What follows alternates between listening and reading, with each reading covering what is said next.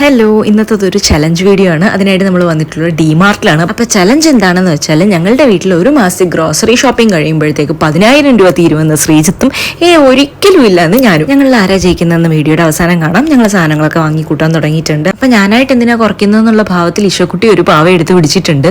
ഞങ്ങൾ സാധനങ്ങൾ തീരുന്ന അനുസരിച്ച് വാങ്ങിക്കുന്ന ആൾക്കാരായതുകൊണ്ട് ഒരു മാസം മൊത്തത്തിൽ എത്രയാവുമെന്ന് ഇന്ന് വരെ നോക്കിയിട്ടില്ല. അതാണ് ഈ കൺഫ്യൂഷൻ വന്നതിന് പിന്നിലെ കാരണം. ഇതിനിടയിൽ കൂടെ ഞാൻ കുറെ ക്യൂട്ടായിട്ടുള്ള സംഭവങ്ങളൊക്കെ കണ്ടിരുന്നു. പക്ഷേ ഇത്തവണ അതൊക്കെ വാങ്ങിയാൽ ബില്ലിന്റെ കൂടെ അടിച്ച് വരും എന്നുള്ളത് കൊണ്ട് ഞാൻ ആഗ്രഹമൊക്കെ അങ്ങ് മാറ്റി വെച്ചു. അങ്ങനെ ഈശോക്കുട്ടി സഞ്ജയൊക്കെ ആയിട്ട് ബില്ലിംഗ് കൗണ്ടറിന്റെ ക്യൂല് വെയിറ്റ് ചെയ്യുവാണ്. ഞങ്ങളുടെ സാധനങ്ങൾ ബില്ലടിച്ച് തുടങ്ങിയിട്ടുണ്ട്.